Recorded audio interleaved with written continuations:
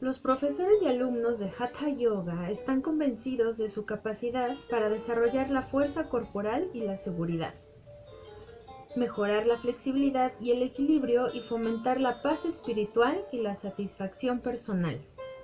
Y más allá de sus cualidades como medicina preventiva, muchos de nosotros creemos también en su poder curativo, en su contribución para poder recuperarse de cualquier cosa, desde una contractura muscular en la zona lumbar a un síndrome de túnel carpiano, y en su aportación a la hora de enfrentarse a enfermedades crónicas como la artritis, la esclerosis múltiple y las infecciones que conlleva el síndrome de inmunodeficiencia adquirida o SIDA.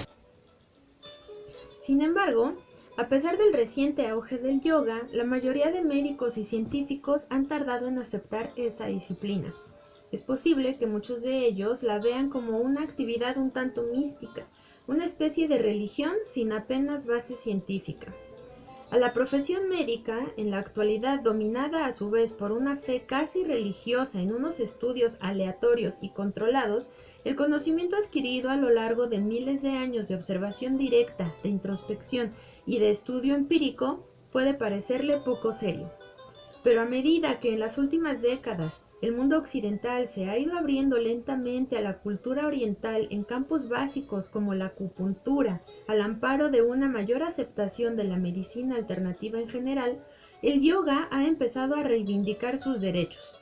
Sin embargo, los científicos escépticos no han recibido con demasiado entusiasmo conceptos como el prana o el chi. Para convencerlos, hay que proporcionarles el tipo de pruebas en las que creen, estudios y preferiblemente publicados en revistas médicas. Y hay que proponerles además unos mecanismos de acción que se ajusten a la ciencia tal como ellos la entienden. El Dr. Dean Ornish, un cardiólogo residente en California, dio un paso decisivo al interrumpir su formación universitaria para estudiar junto a Sri Swami Satchidananda. Sus estudios, publicados en 1990 en la prestigiosa revista médica The Lancet, mostraron que un programa que combine la práctica del Hatha Yoga con cambios alimentarios, ejercicio físico y terapia de grupo puede realmente hacer involucionar obstrucciones en las principales arterias coronarias, algo que los médicos hasta ahora consideraban imposible.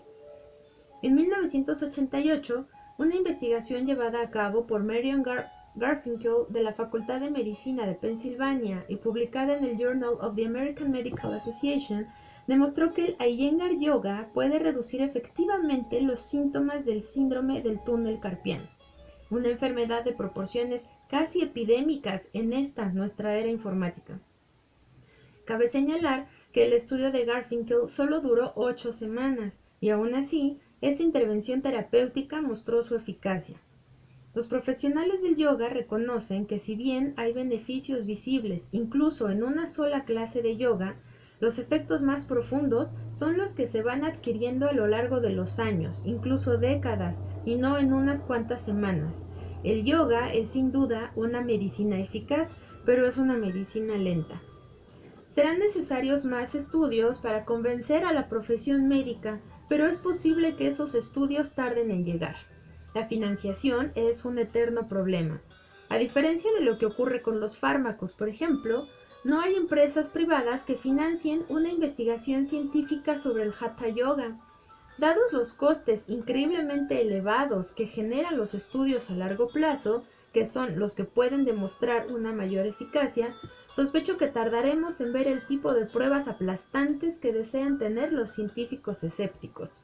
Esto nos lleva a una pregunta de tipo filosófico. Cuando se cuenta con una terapia que resulta segura y eficaz y sus efectos secundarios son casi enteramente positivos, ¿debe uno esperar a tener pruebas antes de ponerla en práctica? Es este el juicio de valor que subyace en el fondo del reciente debate acerca de los numerosos métodos tradicionales de curación que existen. Sin embargo, irónicamente, incluso en el mundo de la medicina alternativa parece infravalorarse el yoga. Hace 2 años asistí a un congreso de 4 días sobre medicina alternativa organizado por la Harvard Medical School. Se habló con todo lujo de detalles de muchos temas, desde fitoterapia y plegarias hasta homeopatía. Pero en los montones de presentaciones a los que asistí, Solo surgió la palabra yoga en una ocasión, en una diapositiva mostrada en una conferencia sobre las enfermedades cardiovasculares.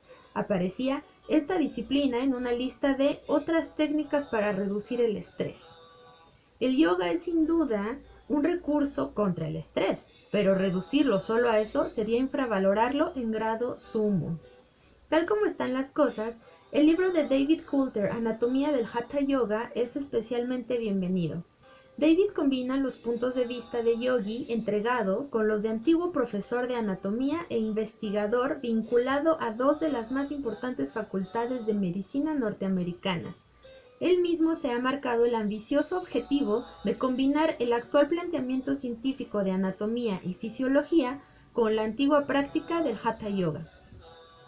Fruto de una obvia tarea realizada con amor, esta obra habla del Hatha Yoga en términos desmitificadores y científicos, a la vez que honra a sus tradiciones. Será necesario realizar un largo camino hasta conseguir que el yoga tenga el reconocimiento científico que se merece. Útil a la vez como libro de texto y de consulta, Anatomía del Hatha Yoga es la obra que todo terapeuta y profesor de yoga que se precie querría tener en su biblioteca. También será muy bien recibido por médicos receptivos, cada vez somos más, y por terapeutas y otros profesionales de la salud. Como médico que ha estudiado anatomía detalladamente, aunque he olvidado más de lo que estaría dispuesto a admitir, y como alumno de yoga dedicado, puedo decir con gran dicha que el libro ha aumentado mis conocimientos tanto de Hatha Yoga como de anatomía, y como regalo extra me ha hecho mejorar en mi profesión. Aún así, me doy cuenta de que a quien carezca de estudios médicos, Anatomía de Hatha Yoga puede resultarle un tanto abrumador. En algunos apartados se utiliza una terminología y unos conceptos que en una primera lectura pueden apabullar. Si el lector se siente intimidado, le aconsejo adoptar mi método frente a los antiguos y a veces difíciles textos del yoga tradicional. Leer con la mente abierta, y si se siente frustrado, intentarlo con otro apartado, o bien volver a leer el mismo otro día.